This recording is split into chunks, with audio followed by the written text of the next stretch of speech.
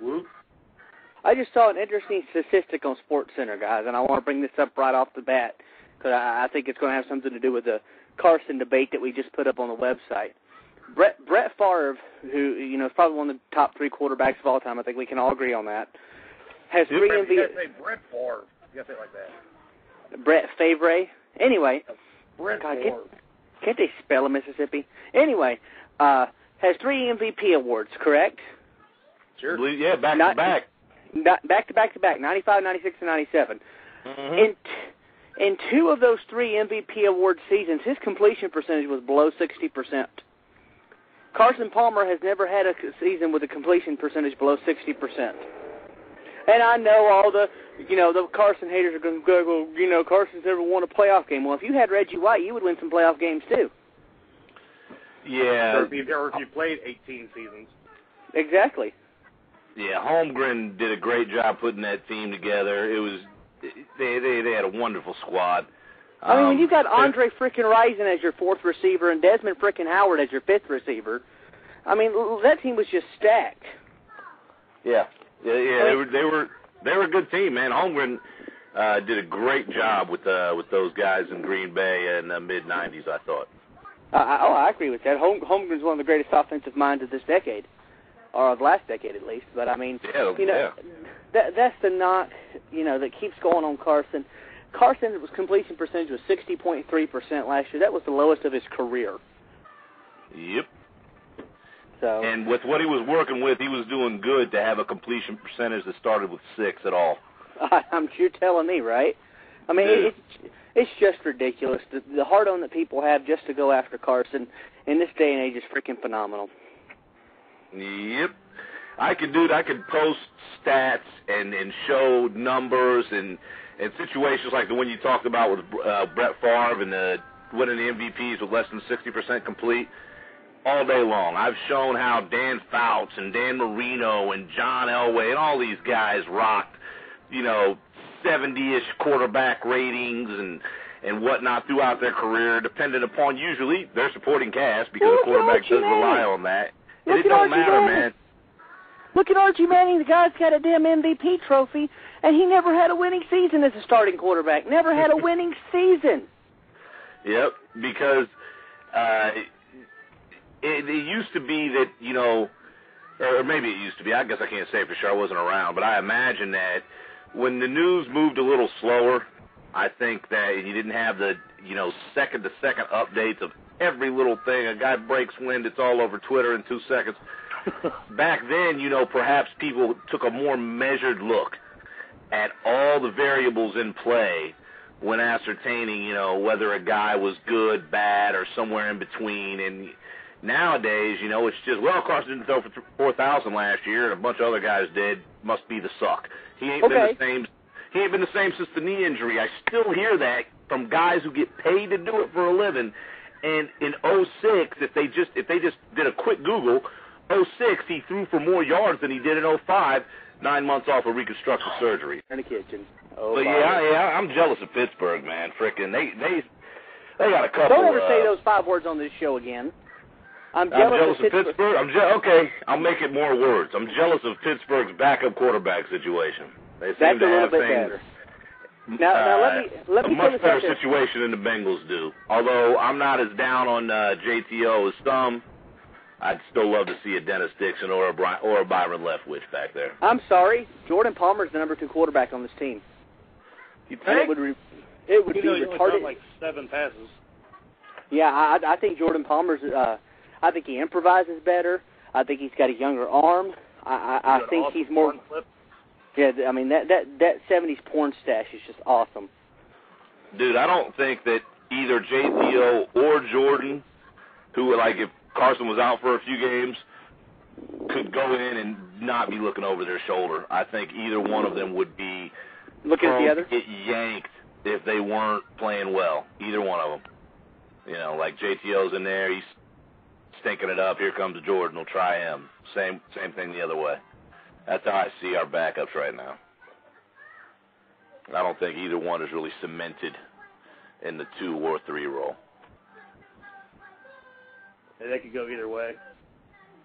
Yeah, whoever they end up saying, okay, you're our number 2 guy, Carson's out for 2 games, he turned an ankle, that guy starts, but they probably get equal reps the week of practice leading up, and if whoever they did start didn't play well, here comes the other guy. I mean, I'm old enough to remember Kenny Anderson getting pulled for frickin' Jack Thompson. I think it was Turk Schoner. No, he got pulled for Jack Thompson. Jack Thompson? Was it Jack Thompson? Yeah, he got pulled. See, Kenny Anderson was drafted the year after Jack Thompson was, and Anderson beat Thompson out of camp, even though Thompson was the former number 3 overall pick, and then Kenny Anderson got pulled, and then Jack Thompson came in and played 4 series and got hurt, and then Schoner came in. Oh, okay. Yeah, the old man, old Paul Brown, man, he'd yank a quarterback real quick, man. He was like, you're not Otto Graham. Get out of there. You give it a try. I remember when I also remember when Kenny Anderson was getting up there, he was hitting his mid to late 30s, and Boomer came in the mid 80s. And they're pulling Anderson out, bringing Boomer in, getting him some reps and stuff. Seems like at least where the Bengals are concerned, they used to yank quarterbacks on a more regular basis. Just whatever happened to that, you just don't see that often anymore. Like the starting quarterback getting pulled out because he's having a bad day. Dude, they used to happen back in the 80s a lot more than it does now. You hardly ever see that anymore. Well, you've got a starter get pulled because dude, it's just not your day. He'd be the starter again next week. Well, and it's the whole let's hold each other's hand mentality that all the teams have. Oh, well, Jamarcus may get upset because we pulled him, and not give him a boo-boo, and crap like that. And it all goes along to the softening of the game. Granted, there should be safety precautions put in, but every time you see Tom Brady, anybody farts or breaks wind next to the guy, he's asking for a flag. It's the whole foo-foo mentality of the league right now. We don't want, and when Brett Favre, or Brett Favre, I think we should start calling him Brett Favre is his new name, guys. Anyway, when Brett Favre in Minnesota has the right to overrule his coach, what the hell is going on in the world? If Carson tried to overrule Marvin Lewis, Marvin would grab Carson by the face mask. The guy's been a coach. Well, I don't care. You don't the coach is the coach. The quarterback is the quarterback. The second Carson tried to pull that with Marvin, Marvin would grab him by the face mask and plant a boot up his ass. And if Marvin didn't do it, Zimmer sure as hell would. Well, Favre has just, for my taste, thrown too many god-awful picks in his career to go overruling his coach. Whereas with Peyton Manning, when I've seen him do it a time or two, I don't quite have the problem with it because Peyton's just been such an offensive coordinator on the field there. Well, and let me say this over his career that it sits better with me when a guy like him does it as opposed to a gunslinger, as likely to throw the game-losing interception as he is the game-winning touchdown guy like Favre. I think both guys have an ego. Don't get me wrong, but with Peyton Manning, when he waves the special teams off the field or something like that, you get the feeling he's doing it first off to be a leader, and second off because he has a specific idea in mind to execute in order to do what's right for the team. When Brett does it, it's an ego trip.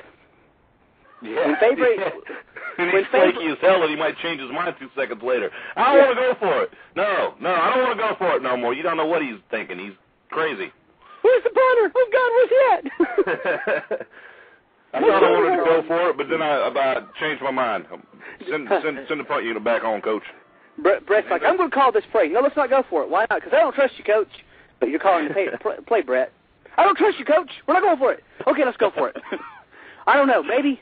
I don't know. Let's call my agent. Let's call Bus Cook and see if he thinks we should go for it. He is an indecisive guy, isn't he? They send Jared Allen out to the huddle with 2 other guys to see if Brett's going to commit to going for it on 4th down this year. Now, Brett, we came all the way out to the huddle here. We know you're enjoying your time in the huddle, and your wife made us a wonderful breakfast yesterday, but I got to know, are we going for it or not? I don't know. I don't trust the coach, but I do trust the coach, but I don't trust him. I don't know. Yeah, $20 million, I'll go for it on 4th down. Yeah. 20 million. He's worth it. Hell of a year he had last year, man. Oh, yeah. Hell of a year he had last year. And I'm not taking anything away from Favre as a quarterback. He's one of the 3 greatest quarterbacks to ever play in the league. But, that just adds, they say football's become a year-round sport. Well, that's because we've let it become a whole rah-rah, let's find a way to, follow it 24/7, 365. And it's good because it's what, the reason we have this show. But, I mean, seriously, there's such thing as coverage and there's such a thing as oversaturation. And I don't blame, Fabre for this. I blame the media. Get off his, junk for 5 minutes. Let him sit down there and Hattiesburg and think about whether he wants to go hunting or whether he wants to play high school football or whether, I don't know if he's got any eligibility left, or whether he wants to play in the NFL. Yeah, they overhype it, but then also Favre, it is bad form on his part to always leave him hanging like that. Man, why, dude, if you can pull off the crap you've been pulling off, I'm pretty sure you can pull off just saying, I'm not coming to training camp. I'll see you the second preseason game. Even that. Yeah, just say, I was going to say just go to camp and not do shit. Or, F it, dude, just like you said. Hey, I'll see you second, third week of the preseason, but I'll be there then, but not before. And then they can do with that what they want. And I'm sure they'd go, okay. Yeah. The second Brett Favre says, okay, I'm going to come back and, take Tavares Jackson off your hands, Childress looks at the sky and goes, oh, thank God. He's like, I must have done something right. Thank you, Lord. That's why Tomlin's afraid of inexperienced mobile quarterbacks, He starts thinking God, Allah, Jehovah. Tavares when he was the DC in Minnesota. That's true that, man.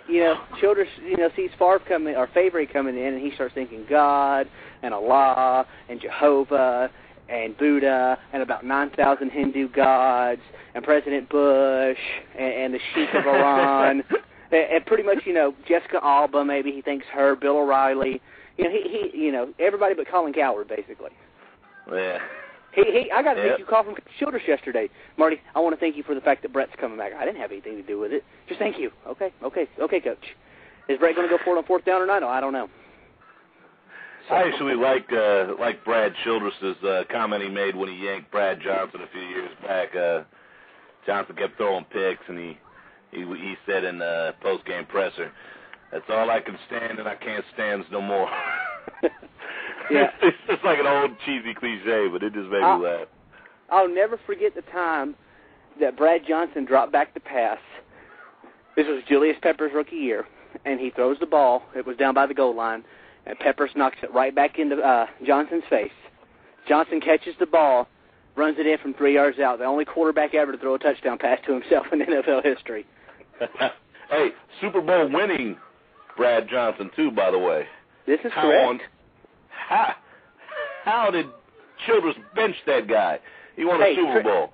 Hey, he's got Super Bowl pedigree. Exactly. What's Dilfer not doing still in the league? Won a Super Bowl. Makes him great. Hey, if anybody wants to call in and bitch about Favre and them, you know the number by now. Call in and bitch about Super Bowl winning quarterbacks that get too much credit. That darn Carson Palmer with his 4,000-yard seasons and his darn Heisman Trophy and the darn fact that he's the only quarterback to take us into the playoffs in the last 20 years. Darn that Carson Palmer. Darn him and his 64% career completion percentage and the fact that he's got 2 touchdowns for every interception he throws. Darn him for that.